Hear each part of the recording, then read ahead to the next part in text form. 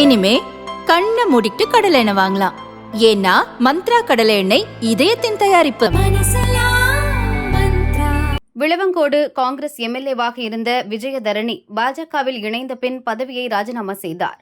இதனால் அங்கு இடைத்தேர்தல் அறிவிக்கப்பட்டுள்ளது. பொதுவாக ஒரு கட்சி எம்எல்ஏ மாற்று கட்சிக்கு சென்றால் அக்கட்சியில் ஒரு வருத்தம் இருக்கும். ஆனால் விஜயதரணி பாஜகவுக்கு சென்றபோது காங்கிரஸ் நிர்வாகிகள் இனிப்பு வழங்கி கொண்டாடினர். விளவங்கோட்டில் காங்கிரஸில் ஊறிப்போன பல ஆண்களை ஓரங்கட்டிவிட்டு தொடர்ச்சியாக 3 முறை கட்சியில் டிக்கெட் பெற்று வெற்றிக்கனியை பறித்த பலமான பெண் வேட்பாளராக விஜயதரணி பார்க்கப்பட்டார். கட்சிக்குள் எதிர்ப்பு இருந்தாலும் தனக்கென செல்வாக்கை வளர்த்துக் கொண்டார்.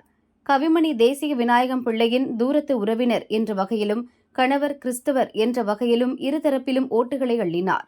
தற்போது விஜயதரணி விலகியதால் காங்கிரஸில் சீட் பெற பலரும் முட்டி மோதுகின்றனர். மேற்கு மாவட்ட தலைவர் பினுலால் சிங், இளைஞர் காங்கிரஸைச் சேர்ந்த திவாகர், முன்னாள் மேற்கு மாவட்ட தலைவர் தாரகை கல்பர்ட் என இவர்களது பட்டியல் நீள்கிறது. ஏற்கனவே ஒரு பெண் வெற்றி பெற்றதால் பெண்ணுக்கு வாய்ப்பு கொடுக்காத பட்சத்தில் பெண்களை காங்கிரஸ் மதிப்பதில்லை என்ற விஜயதரணியின் குற்றச்சாட்டுக்கு வலு சேர்ப்பதாக அமைந்துவிடும் என்பதால் காங்கிரஸ் தரப்பில் கவனமாக காய் நகர்த்தப்படுகிறது. பாஜகவை பொறுத்தவரை முன்னாள் மாவட்ட தலைவர் ஜெயசீலன் பெயர் அடிபடுகிறது.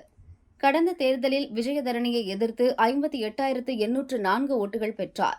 இது முந்தைய தேர்தலை விட 13.05% அதிகம்.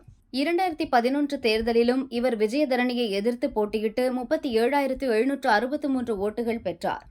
இவருடன் மாவட்ட தலைவர் தர்மராஜ், டாக்டர் விஜயபிரசாத், பகத்சிங் கடந்த தேர்தலில் நாம் தமிழர் கட்சி சார்பில் போட்டியிட்டு 12,292 ஓட்டுகள் பெற்று தற்பொழுது பாஜகவில் இணைந்துள்ள மேரி ஆட்லின் ஆகியோர் பெயர்களும் வேட்பாளர் பட்டியலில் மேலிட பரிசீலனையில் உள்ளன.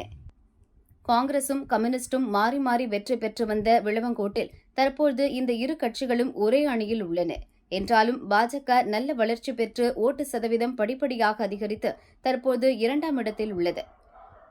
இடைத்தேர்தலில் முதலிடத்துக்கு செல்ல பாஜக கடும் முயற்சி செய்யும் அதே நேரத்தில் இருந்த இடத்தை விட்டுவிடக் கூடாது என்பதில் காங்கிரசும் தீவிரமாக உள்ளது.